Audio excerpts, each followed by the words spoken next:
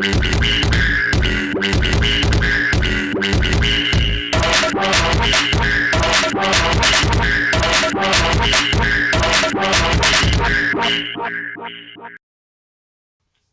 and welcome to that Double D team. I'm D. I'm DIGA. This is our review for season 1 of Ozark, Netflix show starring Jason Bateman. Plays the main character of Marty Bird, who's a financial advisor and is also money laundering money for the second biggest drug cartel in Mexico. I think it's funny every time you say it. Yeah, you like the details in it, the specificness. But his wife Wendy Bird, played by Linney. She cheats on him. Right, shit happens. Sure would. But she's in through the season. You see that she's invested, and she steps up into the game and all that. You've also got 2 kids, Charlotte and Jonah. They have their own little storylines throughout the season as well, but it's not really chunk-wise. The girl loses virginity, becomes more of a woman than a lady, and kind of has a crush on a local. The boy gets an interest in animals and guns.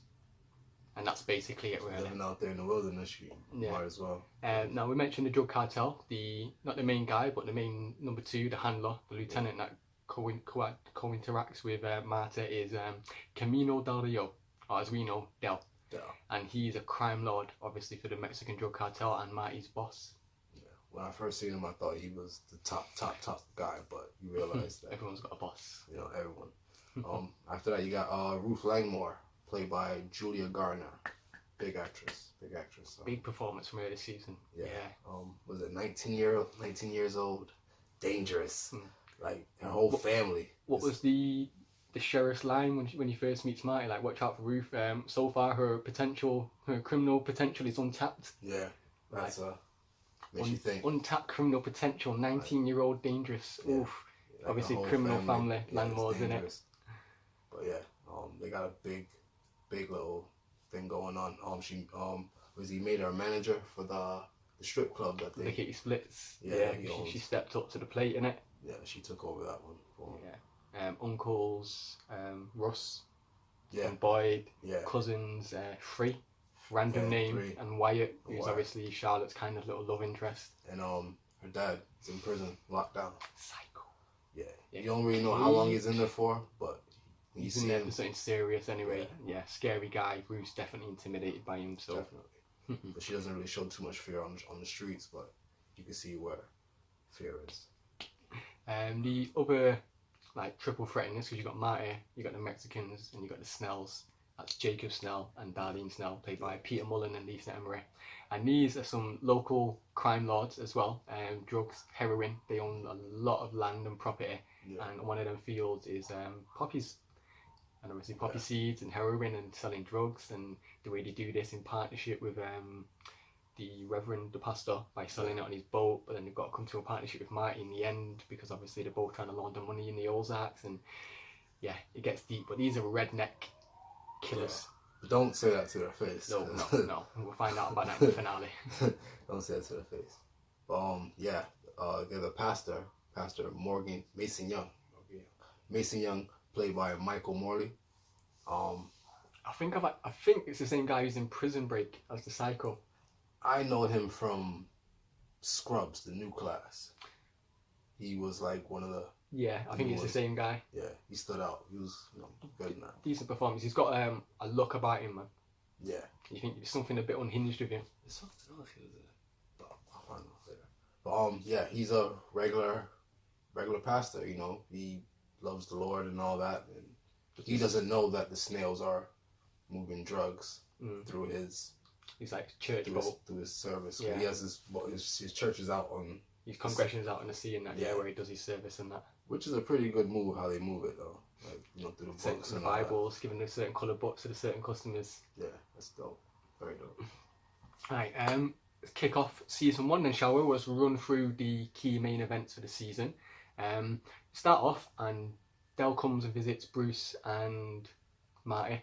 Thinks someone's been stealing money, so he kills a girl, threatens them. Bruce confesses, gets killed. About to kill Marty. Marty's like, no, I've got a plan. Ozark's here, look at this leaflet, blah, blah, blah. Blabbering, non-stop talking. Manages to convince Del that in the next 3 months he can wash the 8 million that's been stolen, so we can make him whole again. And then the long-term plan is 5 million in 5 years. So he moves his family down to the Ozarks and begins to set up shop. Yeah. And when they get there, they stay at a hotel for a couple nights, and it's hard to explain. Like, what was it? They were trying to figure out, like, they're trying to find a place and find like places to launder money at, and the mom, and she's trying to find like a place for the kids to live and stuff. So that everyone's moving around. They leave the kids in a hotel, and the kids, being kids, you know, they don't really want to stay in the hotel room, so they wander out, you know. And they do, and I guess the hotel room gets hit. Oh, it does, yeah. By Ruth Langmore. Yeah.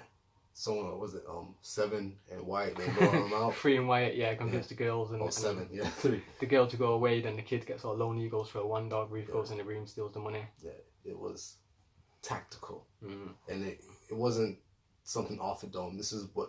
They planned that. It's probably a regular thing, isn't it? Yeah. Yeah. Tourists come, they go do a bit of sightseeing, go in your room, steal the money. But then by the time Marty gets back, he comes back and he realizes, yo, this suitcase is kind of light. About 9 million light. So does his research, find out what's what, and I don't know how he found him on that little island, but he found him. Yeah, that was a weird one. I found. Unless he knew it was the Langmores and who it was, and he must have figured out where they were going to go, or went out on his boat and stuff. Yeah, but yeah, tracked him down. Yeah, he tracked him down like goddamn fucking Rambo. But yeah, and he talks him. He kind of, you know, does his rambling, but he kind of lets him know, like, yo, you're not stealing my money, you're stealing money from my boss, the second biggest cartel leader. This is my boss. Yeah. I'm out. And some, like, are not with it, but some are just greedy, and they're like, I'll take 20 racks. I'll take 50. He'll find it. 40. He'll want it back. Fine, we're going to take 20. You can call that this 20. Compensation. But, you know, after... But the way that he broke it down to him, he's like, yo, somebody's going to get weak. Someone's going to start trying to dip back in. Which one to use the weak link? Man. Yeah. He's going to blow for their money real quick. It's all about the dialogue. And then come to you and asking for more. And when you ain't got more, who's going to threaten to snitch on you for the crime that you've both done? And yeah. The wordplay was just... immense. Yeah, it's big. Marty Bird. But he convinced them, and he basically got his money back minus 20K. Which he can wash anyway. Oh, yeah, he can. As Dell says, isn't it? Marty Bird can make 100 million disappear like hot spit on a skillet, and like spit on a hot skillet, and like bars. Yeah, that's big. So yeah, gets his money back, stores it in a little container, storage unit. He invests some money in the Blue Cat Lodge. It's a lodge on the sea, in the dock. You sell petrol. Tourists come during the summer. Obviously, you sell beer and a burger for a $5, food, music, all that type of stuff. So yeah, bam. Ruth comes to him and says, yo, you want me a job? Because obviously I got sacked from cleaning hotel rooms because you told the boss that I stole. So he's like, fine, I'll hire you at the Blue Cat Lodge. You can wash some dishes for me.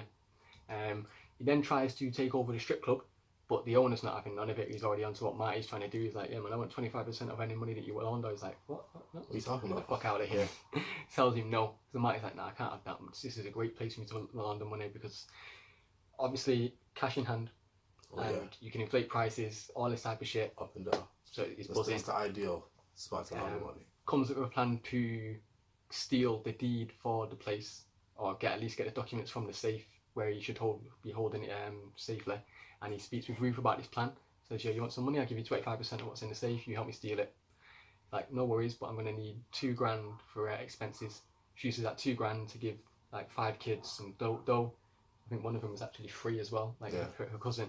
Go in a strip club, spend some money. Ruth calls in, bang bang, gunshots. Police come, see the kids there. Underage, shut the club down and take the guy in, the owner, for questioning. While this is going on, Ruth's trying to steal the safe, but she can't. So Marty just hooks up a chain to it, drags it through the little wall thing. Very raggle with it. Get that out, find the deeds to the business. Marty owns the strip club. Just like that. Now, you could have just sold him your business.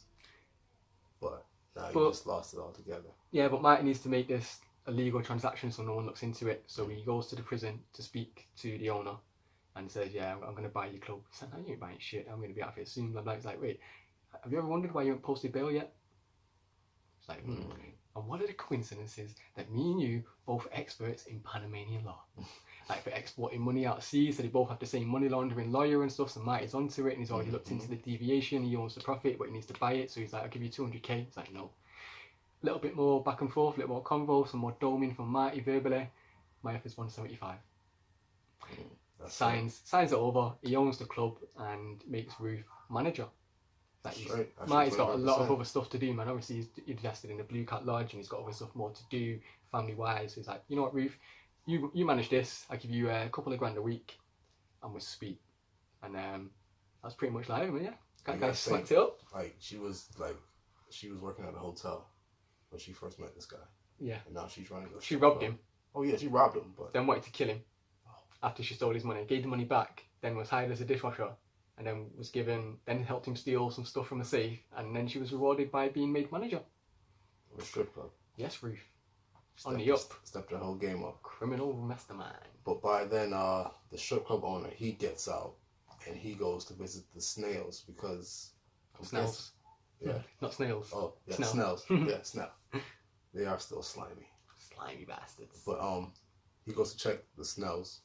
Snails? Yeah. Snails, right. And I'm guessing that he was moving heroin for them, or he was laundering. He was washing the money through the strip club. He was laundering their money, their drug money, through a strip club. But now Marty owns it. He has to kind of explain to them what happened, what's going on, and they're not trying to hear it. Especially not Darlene. Especially not Darlene. Not at all. She's hot-headed, man. She's like, you know what? I'm about to make you a glass of lemonade. Some Beyonce. You know? All types of sweetness.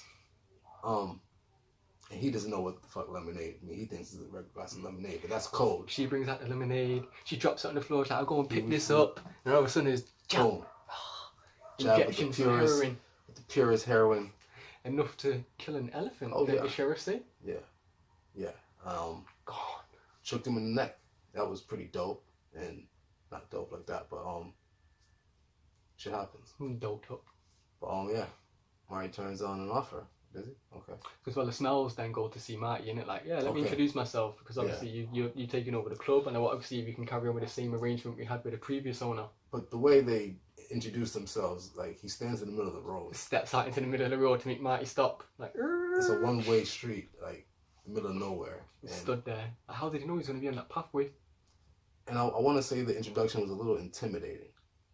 It was a little, but Marty's polite, also but intimidating, but got his own intimidating boss. Yeah. So he's letting them know at the same time, not directly, but he's letting them know like, yeah, okay, but my people's they carry weight too. So it's a nice offer, but I don't think my employer would allow it. Definitely not. Just left it at that. But yeah. So Marty's whole idea by then, Marty's moved on and seen the pastor on the boat, and he give her the gab, tell him how he's feeling, and he's catching the Holy Ghost, and I want to build you a church. You know, I'm the little investor. I want to invest in you and build you a church. This was like Wendy was like, your construction costs. I bought a piece of land. Do what you like on it. You can inflate the construction costs, whatever you need, so we can make money from it. Mike's like, what can we build that the IRS won't look into? Church. He goes, we'll see the pastor in it. And he's just thinking, I can order a lot of shit, and you know, the cost, and that's how they wash that money. So he goes to talk to the pastor, and the pastor, you know, he's all for it. You know, he's like, you know what, I can finally bring my people into a real church and do my thing, not knowing that the Snells run drugs. Run their drug operation right through that boat service on the water because they don't want to do it on land, it's too risky. Yeah, so it's a bit of a dilemma for Marty right now. And you know, they threaten him by then? Kidnap him, don't they? Throw him in the van, get in the trunk, take him to their gaff. Yeah. Show him the operation about poppies, and this is what we do. And what we do is sell it through the church service. So for us to continue, you're going to have to make the pastor not... You can't build the church. Basically. One more nail, one cross goes up, and we know you've got a boss, so you might not be scared of us, so we won't kill you. We'll kill the pastor and his pregnant wife and their baby. Because obviously Marty's a good guy, they don't want people to die, so the Snells are using that against him to just manipulate him into not doing no more building, but he needs to build so he can make the money hold, to make Del happy. And it's a lot. Yeah. The Snells, they don't really business. They're crime lords, but in a country redneck kind of way. But yeah. Ruth then visits the dad in prison. First time we get to see him, Cade Langmore. He's like a psycho bastard. He kind of runs the family because everyone's intimidated on him. So none of the uncles will backchat Ruth in case she tells the dad. Definitely. And repercussions. He's like, Marty Bird, okay, kill him. It's like, I need to keep him alive first so I can figure out how to launder money so he can teach me. It's like, no, anything you need to know you can learn afterwards. Yeah. It's not a problem. You're a very smart girl, Ruth. So Ruth's very intimidated and she's trying to come up a plan with to kill Marty. It's like, I can rig his dock, get him electrocuted so it makes it look like an accident, and etc. She has an opportunity. She tells Russ as well, her uncle, like, yeah, I know what I'm going to do. I'm going to do it today because he's getting impatient. He wants him to kill him. He wants the money so he can like build some bait shop with his not lover yet, but gay lover friend, who's actually Agent Petty undercover. But we'll come to that further later down the line. So she tells Russ about it. Petty overhears. He then re-rigs the dock so it's not electrocuted. So when she gives Marty a lift back and he don't die, Ruth's like, what the fuck's going on? Someone's fucked up my plan. Goes to see Russ. You're the only guy that knew what to do. Bam. And then does he hit her? Yeah. Yeah, she's like, well, don't tell my dad, don't tell your dad otherwise. And yeah, they're getting all pussied. But Ruth's like, she knows something went on. Yeah. Because like, yeah, she knew. She had it all set up, man. She's a smart person, so she's keeping an eye on Russ. She's a bit wary of him at the moment. Whilst this is going on, obviously Russ and Agent Petty, they fucked.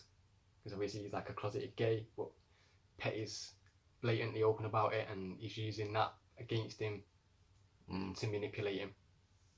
Yeah, it's just... yeah, okay. In all shows like this, though, we never like the agent or the cop that's trying to take down the criminal mastermind. Yeah. Because same with Michael Shannon in, was it Boardwalk? Didn't like him. Yeah, he was a dick. Great performance, great actor. Didn't like him. He got kind of creepy. Because we love Nucky. Yeah. Same in this one, we're like, yo, we like Marty. Don't you dare come after him and take him down, mate. No way. But the craziest thing was this, Marty was driving his car and going through like a little path, I guess going back towards his house, and it's like he stops and he looks up. And it's like somebody had started, the pastor put up a cross. Just so they know what it's going to be when it's built. built. And then Marty was thinking, what the fuck? Like, they put up a cross. The same exact thing that the Snell said, don't put up. Yeah, when one more nail, one cross goes up, man, they're dead. So when he's seen that, he just goes straight to the pastor's house. He's like, yo, fuck mode. this. Like, I'm trying to save someone's life now. What's going on? Turns up at the same time as the Snells. Yeah, like, yo. And he sees the pastor, and the pastor's like, I'm just so full of joy. I thought I would just get a go on it. And like, I feel you, but man, your life's at stake right now. And at the same time, the Snells are walking up the path to the house, and Marty's in between them. And it's chaos. It's chaos. But Marty tells the pastor, the Snells kind of fucking up. They're there to kill him, but Marty don't want to tell that. So like, no, they're just here to get a reference, from you, because we've been in business before. Because I'm going in business with the Snells, and he's not really, but it's his way of like offering him money. Like, yo, I'll save his life. I'll invest like 250,000. It's like, I don't think that's going to be enough, Marty. Yeah. Okay, why don't we leave the pastor on his own, and they go off. We can go and negotiate. So he basically takes them to his storage where he keeps the rest of his money, and he ended up giving them, I want to say, it was about 700,000. Like 700,000, 224k. Oh, yeah. Like if I want to withdraw 724,000, do Scrooge McDuck, swim butt naked, can do what I like. Yeah, he does what the fuck he wants, and he's just scraping all the money out, and it's just. Feel hurt for him, man. I felt it for him because he's got to make that back as well, man. Yeah. And that's also catapulting him to buy more businesses. So. Yeah. That was a hard one. But he did that to keep the pastor's family and keep them alive and all that. And he did, until then the pastor's like, we need to get it built, because he's saying like, oh no, it's not going to get built, we've got violation laws, blah blah blah. And he's like, all right, fine, I won't call it a church, I won't call it a service, but we need to have it on land. And Marty just snaps and tells him the truth. Is like, yo, the snails run drugs through your whole fucking church system. It's a shock to the system for him. Yeah, and he was like, don't you ever wonder why the books are hollowed out and certain Different people colour. get, you know? And then the pastor started thinking, yeah. When he goes to the Snells, doesn't he, to confront him, and they're like, yeah, it is true, pastor, but yeah, man, we still want you to preach the good word, so you can, all the people that are sinning, you're there to teach them. Yeah. Plus, like, you think Marty's here to do you good. Yeah. No, he launders money. Launders money. So it's just like, now it's just, we just tick for tat now. Pastor then's mad. Like, yeah. Marty was using him, thinks he's the devil, goes, burns down the construction site. Yeah. Which ain't that bad, because Marty gets to pay out of an insurance on it. But it looks kind of shady. But it does look shady. Plus, if he was to rebuild again, that's more construction costs. Yeah. So it's kind of worked out for him, but he ain't going to be able to build a church now, because Pastor's just not on his side. Marty then obviously needs money to make himself whole again, so he gets Sam's mum, Eugenia, who obviously Sam's the real estate guy that's working with Wendy, kind of a boss. She's got 900k in her fund, so Marty talks her into investing that, not knowing that he's Wendy's husband, because obviously she doesn't like Wendy. Gets that cash, bam, he's whole again. Looks at his account, he's buzzing. A couple of days later, Sam and his mum have an argument when they're doing an open house. He fires her. She starts walking off all angry, and then final destination, truck comes, kills her. So obviously he needs to do a funeral for his mum, so he asks for the money back. And Wendy and Marty are like, oh, the penalties and the fees, and I don't know if you want to give you none. And he's like, I don't mind the give me my fucking fees. Money now. Yeah, it's my mom, she's dead, she wants it. Marty's like, let us pay for it. We'll keep your money in your fund, so you don't get no penalties, and let us pay for the funeral. Like, alright, sweet, that's safe. He says to Wendy, like, well, I'll take out a loan from the bank. What the funeral's like, what, 10k? Then they go to the funeral parlour, and the guy's like, yeah, so we're gonna cremate your mum, use the ashes to turn her into a diamond, and that's gonna be like 10,000, and then you're also gonna pay like 6,000 for like the headstone. She's like, wait, a tombstone? Is she getting cremated? It's like, it's a visitation. I'm like, yo. So Wendy clocks this guy is just absolutely making a killing on uppricing, and she's like, oh, it's really nice of you to see me today on short notice. You didn't have any other customers. You were able to see me on short notice. You didn't have a receptionist answer the phone. You answered it yourself. I'd say you're on the down and you're uppricing because your business is failing. And let me give you an offer. And then Wendy's domage was really good. She stepped up. She talked him out of making it a lower price. Plus, she also got herself to, I think, buy the funeral parlour. Yeah. So she owns a funeral parlour, so she can wash money through there. So any inflated prices, she can use that on the docket, but only charge them lower. And Marty can wash money through there, and it works out really good for her, man. And I like the way Wendy domed it as well, man. Her verbal skills come along through the season. She reminds me of someone else, but I won't get into that. When we get to the end, we'll do the comparisons. Yes. After that, Agent Petty forces Russ. Yeah, Langmore in it. Russ Langmore, to plan a wire and get Ruth to confess to attempting to kill Marty. Kill Marty. He already told Petty in the past that she tried to do it and that he was involved. So he like, don't tell me you won't kill him again. Yeah. And it's like, okay. And when I need the words, it's like, okay, I won't kill Marty again. Bam. Yeah. Agent recorded that. The word again implies that he tried to kill him previously, which is a confession to attempted murder. At this time, the agent told Russ that he's an agent now. But I do like you. I can cut you a deal if you get me Ruth, and then Ruth can cut me a deal when she gets me Marty. Yeah. So Russ is scared. He's like, fine, I'll plant a wire on, and he goes to see Ruth. But Ruth, she's ODT. Man, she's cut from a different cloth. It's Egyptian cotton. God damn it. And she just knows something is not right, because like, why are you questioning me so much about this? Yeah, so blatantly. Just a minute, just tell me what. Yeah, and like, yo, calm down. And like when she does this little smiling thing, and we find out she gets that from her father. Yeah, like when you know you're lying to your face. Like she just smiles, like creepy smile, like you cheat on your girl, and she just knows. And then knowing he was wearing a wire, she said, it was your plan to kill Marty, and like, you. So anything they were recording, she's then grassing him up and putting it on him. And before she walks out, she's like, see you later. Like, if there's a wire there, like, I know. And he knew that she knew. That made him more paranoid.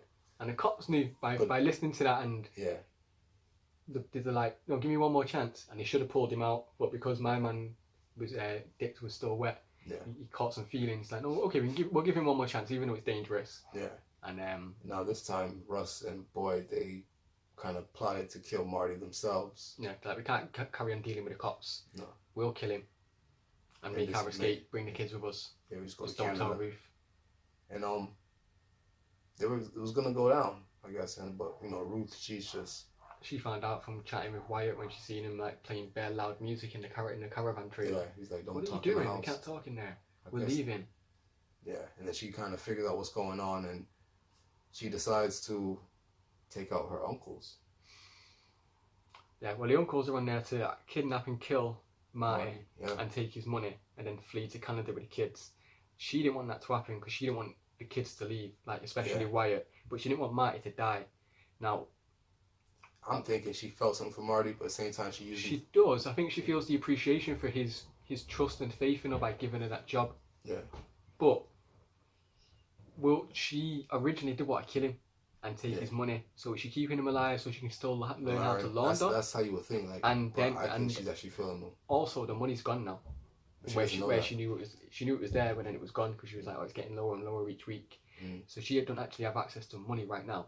So she needs Marty alive to find out where the money is and how to launder it.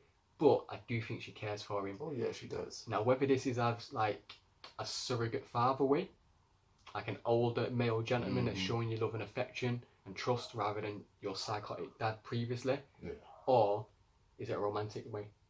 I think because he's 40, she's 19, so I feel it's more the father-daughter, big uncle adopted connection. Yeah, but it could easily swerve because she is 19, they're near 20, and they hint at that little romantic connection. And they also hint at the little romantic connection with Rachel. Instead of just having one female where all season it's just hint, like in a lot of other shows. Yeah, definitely. Because if you got a main male character and then you introduce a female in the next scene, you're like, something could happen. Gonna happen. But it's done in this season, and I'm like, it was a nice swerve. Yeah, exactly. I appreciate you didn't have to just have a romantic angle. Yeah, but for some reason, I guess like Ruth, she just knew like how they would, I guess, attack Marty. Yeah, well, she knew they took the guns. So she knew what they were going to do, but she also knew where Marty was going to be that night. Okay, yeah, that makes sense. Yeah. So when she went there, she knew what they were going to do and how they'd probably turn up and do it. So there was only one entrance to where Marty was at the Blue Cat Lodge, and that would be coming in by boat. So she rigs up the electrocution. The same way she did before. How she wanted to do Marty, but this time she does it on her uncles to save Marty. And remember when Marty's driving, he sees her driving past, and she gives him like a little look, like, drive-by look. Yeah, well, he's in the cabin. Because he's made the $3 million back for Del.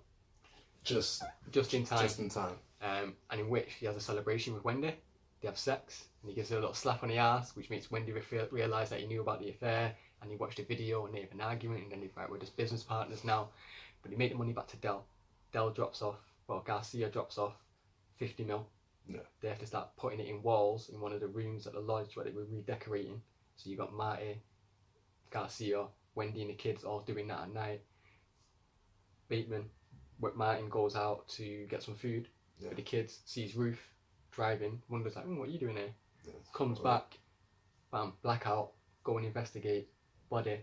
2 bodies. Rachel flips out a little, Garcia pulls a gun on her. Marty's like, no, she's cool, it's good. Bam. Rachel's freaking out. But manages to talk the cops out of it, and all's working well for a while. Then the preacher does a sermon on the water, but can't go through with it because he feels he's a hypocrite with what's going on. He wants to actually preach, but he knows drugs are going to be passed out, so he quits. Goes to see the Snells, tells him, I'm going to have to quit. Jacob's like, fine, you're a man of your word, I'm a man of mine. Pastor don't really know what that means because his word is, I'm going to kill your family to Marty. Pastor comes home, wife's gone, and it's just a baby there crying. Wife's missing, or the wife's dead, we don't know. Most likely dead. Yeah, but you would think... Although, if I was Darlene or Snell, I'd have kept her hostage and ransom, so at a later date, if I need anything from the pastor, I'm like, yo. You never know, you probably did. Could do. I mean, killing her, no need. But at the same time, you could easily give her a glass of lemonade. Marty figures out that she's missing, So he goes over to the Snells to try and stop this from ever happening again. He's like, you know what, I'm just going to be your main supplier. You don't have to start dealing on boats anymore. I'll come to you every month, 300k. That's like the street profit of the heroin you've got right now, and I'll just buy it off you. I'll become your only solo customer. And he's like, possibly. Maybe it could work, but I don't think you understand the situation of our deal. From the first time, Marty, like, yeah, you can't just come around the second time and buy it off again. So Marty kind of needs to come up with a new backup plan. Whilst this is going on now, he's got Dell's boy Garcia watching his back, keeping an eye on his fam. Yeah. Garcia, he catches Wendy and the family and the kids like trying to leave out, and he's tailing them and stuff like that. But at the same time, because Marty knows that he ain't going to be able to do the 500 mil in 5 years, because he only just scraped doing that. And he's now lost the church, which would have been a big fundage for him. So he's like, Wendy and the kids, you just need to run. Yeah. I'll stay behind. I'll stay here and I'll try and take care of it. They get me. But I'm pretty sure he had made contact with people back in Chicago to get them some papers, get them out of town and stuff like that. Well, it was the PI in it he hired to figure out that when he was cheating. Right. The Sugarwood guy. Sugarwood. Yeah. Motherfucking Jonah has a gun. He got a gun from his friend that he met the first day. From the hotel when he went wandering off. He met this kid and guy goes to the gun shop to buy it. He's like, yeah, like, you want ammo with that? Yeah. Looks at the farm. I think you made a mistake when you filled this out, son. When you tick the box here, you're filling it out for someone else. I think you meant to tick the box, you wanted it for you. That goes to show you how easy it is to get a gun. This kid was like 12. And he's above age. Well, yeah, but he had a disability as well. Disability. And they freely sold him his gun, even though they knew it wasn't going to be for him. Yep. I love America. But this is America. So Jonah has a gun now, so he's been practicing shooting and all that, and he happens to stash this gun up in the woods. But Buddy finds it, empties the ammo. That was. He put the gun down, looking like, make sure no one's there. Hides it, and then out of nowhere, Buddy pops up. Some old guy creeping along with an oxygen tank. And he finds it. Clocks it. Takes the bullets out, and just to make it safe for him. That was fun. But yeah, when Jonah clocks that the family are leaving, he runs to go get his gun. Yeah. Brings it back. When he brings it back, Garcia's in the house. Yeah. And he pulls the gun on him, and Garcia's like, yo, you're not gonna shoot me. Looks to his mum. Mum gives him the nod. Like, yeah, you can do it, Jonah. Go ahead, shoot him. And bang. No bullets. No bullets. But you little motherfucker, you gonna shoot me? You gonna kill me? Look. Yeah. And same time, Buddy turns up, get your hands up. That's no way to talk to a kid. And he hits him with the pump. Like, Wendy, you and the kids leave now. They run out of the house. And then you just hear a gunshot. Yeah, you don't even see it. You don't see it, but yeah. And not to mention that Buddy was on his way out anyway. He had about 8-9 months to live. Terminal cancer type stuff. No, he's still got about, he said he's got 12 to 18, and it's been about 3 months, because that was the deadline that he had for Marty to do. Yeah. So he's still got another 15. Year and a half, about. Yeah. Yeah, good year. So we don't know who died until Marty turns up, and then he sees Buddy in the body. Yeah. He's like, yeah, when do you make it out? That's sweet. Okay, we're going to need to get rid of this body. Like, we'll wait till nightfall and do it. He's already done that in the past, didn't it? Right, you never know, you might have to bury a couple bodies and stuff like that. But he didn't bury it. He took it to the sea. Funeral home, innit? That he just bought. Because when you own property like that, when you make big moves, when you make money moves. And you own a funeral parlour, and you're a drug lord, and a kingpin. That's what you do. Cremate the body. You ain't going to be able to find nothing. Especially because it's Dell's boy as well. You don't want him to find any evidence that you killed him, because, that's just going to blow things up. So, whilst this is going on, Rachel's at the Blue Cat Lodge. She sees some papers sticking out the wall, opens it up, takes it out, sees all the money, realises, Marty's not finished after this 8 million, this deadline. He's got even more money here to do. I can't be around for this. Yeah, I'm just reading what I thought she was thinking at the time. And she looked really opens up one little panel on the wall, stashes it in. Like, the whole room's 50 mil. She's got about 1-2 mil in her bag that she takes. Now she's about to get off, she sees Dell's turned up. So she's there robbing Dell's money, holding the bag, having a conversation with Dell, lying to his face about where Marty is, and he's like, peak. Dell's like, sweet, I'll go see him. She gets off with the money. She looks shocked though. Yeah, she's gone now. She's took the money, she's left. But she technically still owns that lodge, but she's just going to leave it with Marty because she can't be around when that's going on. But I hope she does come back in season 2. Dell goes to see Marty. Like, where's Garcia? I don't know. interrogation scene where Mm. he takes his toenails. That's what I was thinking. They pulled and they show it. Ugh. Yeah, it was nasty. It was cringe-worthy, and so you're like, oh, don't show me that. Yeah. But he holds out. He's like, Marty, he's a fine. stand-up guy, man. He's like, why would I do that? Why would I do that? I'm working for you. Because we all know, Mike, you weren't going to be able to make this money. It was a pipe dream. It was a fantasy. It was a lie. He's like, no, I've got a plan. And Dell's like, you're quiet. You really do have a plan. Last time, you couldn't stop talking. I knew you were just... That mouth just flats, boy. You were thinking on your feet and you were just lying to me now. You really do? Okay, let me hear it. Then he obviously explains it to Dell, but we don't hear it because he takes him to the Snells. Yeah. And then you have the Dell, Snell, Marty conversation. Boy, like... And this was it was big. I liked it. I liked where they was rolling with it. Basically, the Snells have been buying up the whole land bit by bit over the years, and they have enough land to basically like overthrow the ruling. Well, they're trying to buy enough land now so they can actually use that against the power company that intentionally flooded their land and their ancestors back in the day, which forced them into the hills. But what Marty's realised is that now, because of all the land that they own, on a piece of that land, there's an actual little strip of river that runs through it. Yeah. And because of a ruling in the guidebook, like anything within 1,500 feet of a river, you can have a water barge casino. For them to do that, they just need to flood a bit of land for that to become classed as a river. Yeah. But like flooding land. Yeah, that flashback to for the Snells, and they don't like shit like that. Because that's what happened to their families. They don't really want to do that. They're like, Matt, you don't know our history. I think you're disrespecting us right now. It's like, I do know your history. For the last 15 years, you've been buying up land. Now, I know what your plan is long term. Yeah.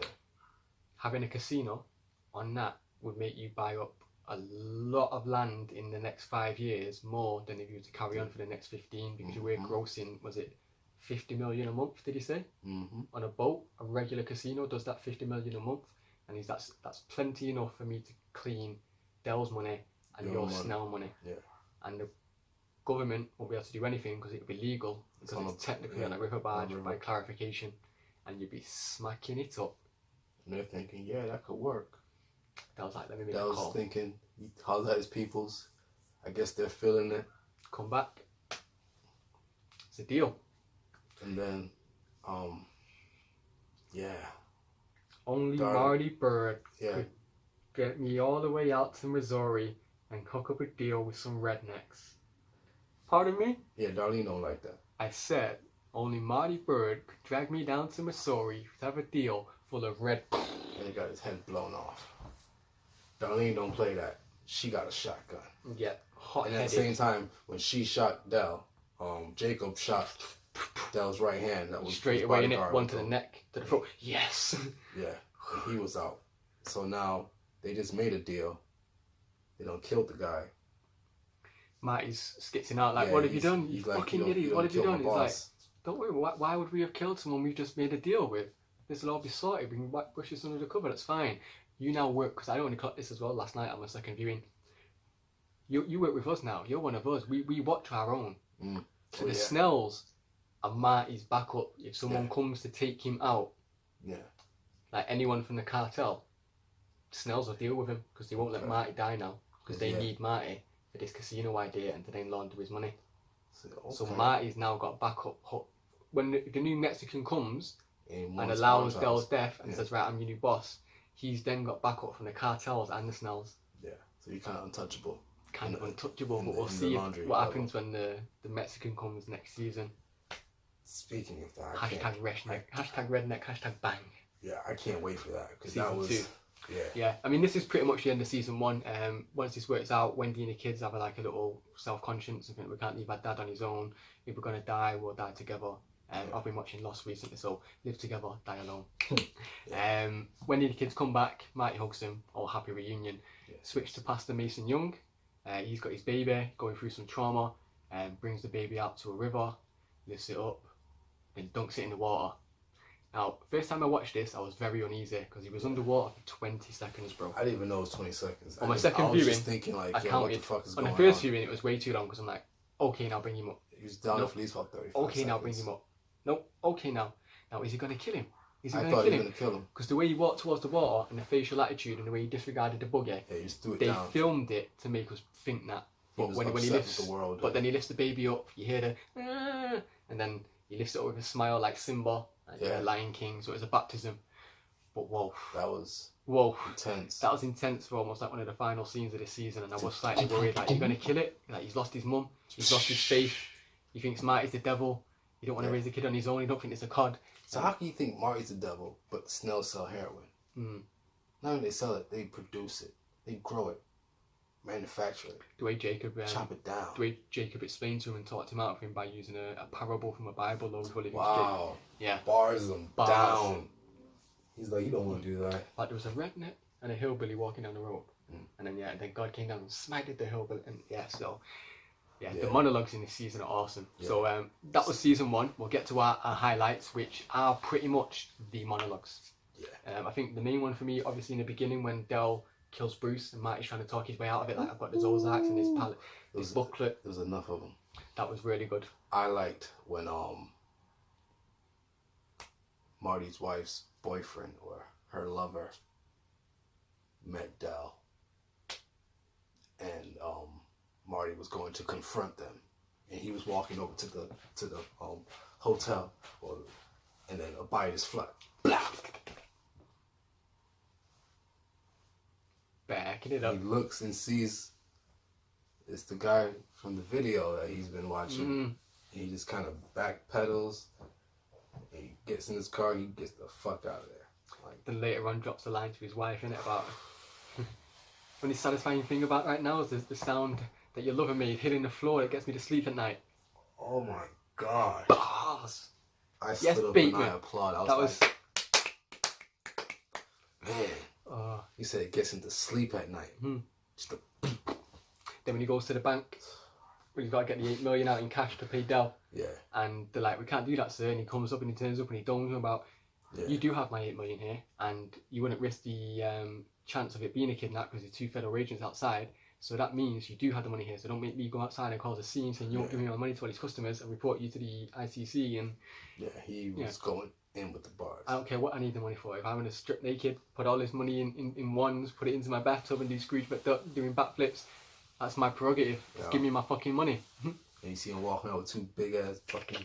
Just carry it. Doing the dad thing, the man thing, like when you get a bag of shopping. Yeah, all one trip. One trip. I'm not coming back for a seconds or anything like that. Fuck that. Another one of my highlights early in the episodes was the prostitute fantasy. Oh. Where he goes out, and because when you first see it, you think he stops and gets a prostitute, but then you realise she wasn't really there, he's just imagining it. But the way she was talking to him, what he was thinking, what he'd want her to say about, if you were my man, Marty Bird, you earn all this money, you get a 401k, all for me to stay at home. Man. Not only would I never cheat on you, but I'd do anything to me. I'm like, excuse me, sir, you can't play with yourself here. Yeah. But then again, it all comes back to when Darlene shot Del. Like head top. You see, like his head top gone. That was like, that did it for me. And the 7-year flashback where they first meet, where Marty takes over his old accountant's job, Luis, because he was he made a slap taught into the feds and then made some mistakes trying to cover himself. Yeah. And then Garcia just takes his eyes out. Oh. Yeah. He's like, put him, might need him later. The convo with the strip club owner in prison that we mentioned earlier on, Wendy's domage to the funeral parlor owner, and then the FBI agent, and then the sheriff. Wendy, is this a local government or an elected sheriff? Elected. Yeah. And do the landlords vote? No. And pay taxes? No. Yeah. We do both. Yeah. I'm like, yes, Wendy. Yeah, she stepped You let up. him know. Yeah, definitely. Marty Bird, bam, main character, awesome. Monologues, 10 out of 10. Yeah. What intrigue and character progression, and who am I most interested to see and fan favourite? Ruth. Yeah, Ruth Langmore. Ruth, fucking awesome as a character. Female character, powerful, independent, smart. She can kill you. Yeah. If she wanted to. Because like, there's 4 main females on the show. I like one of them, and that's Ruth. Wendy, I don't like.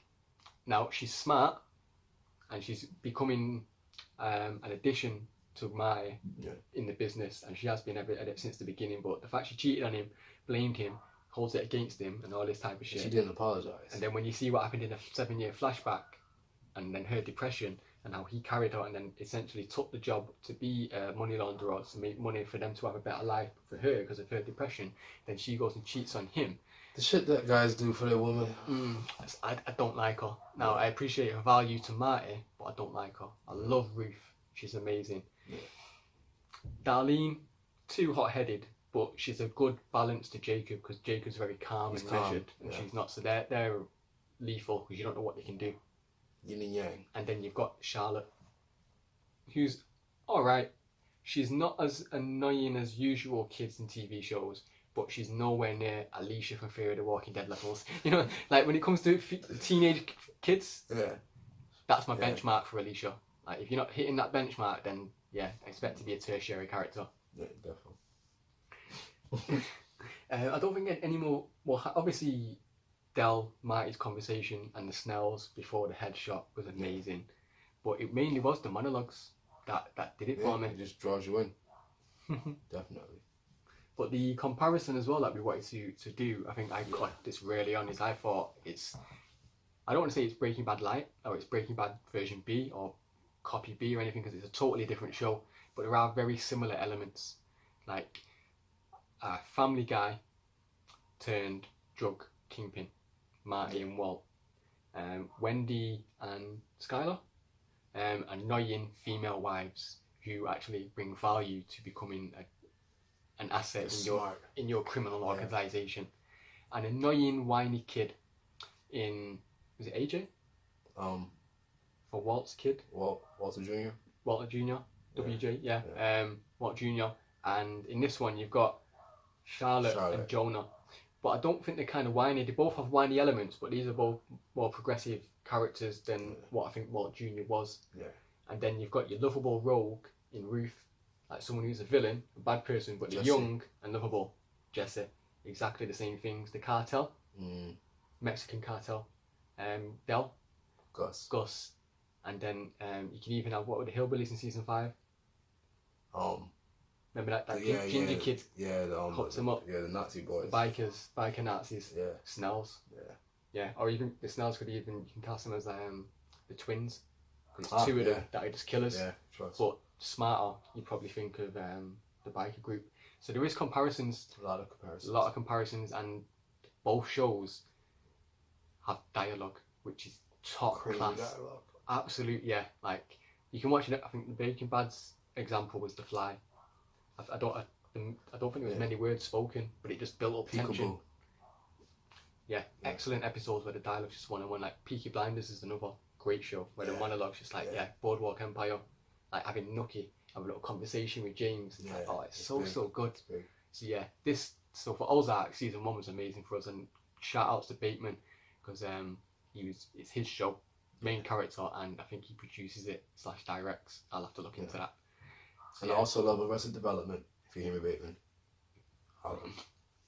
Game Night, catch him out in that as well because he's originally a proper comedic actor, and that's the only thing you know him for. And then he comes in this as a serious actor. That was Joe. She slays over. Is that my blood? You shot me?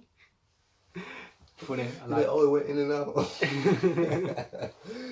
Yeah. Anything you want to end on apart from how fucking gassed we are for Ozark season 2 on the 31st of August? 31st. That's in what? It's soon. Yeah, a week on Friday. Depending on when we put this video up for editing. But by the time we've uploaded this up, Ozark 2 should be out soon, and we'll be doing our review for that. All that as soon as possible. Definitely. Yeah, whether that'll be episode reviews or a season review such as this, we're not too sure. Until then, like, comment, share, subscribe, hit up our Facebook, Twitter, and all the other videos on our YouTube, as well as JD Virtue on his channel. My boy. This was our Ozark season 1 review. Until then, deuce.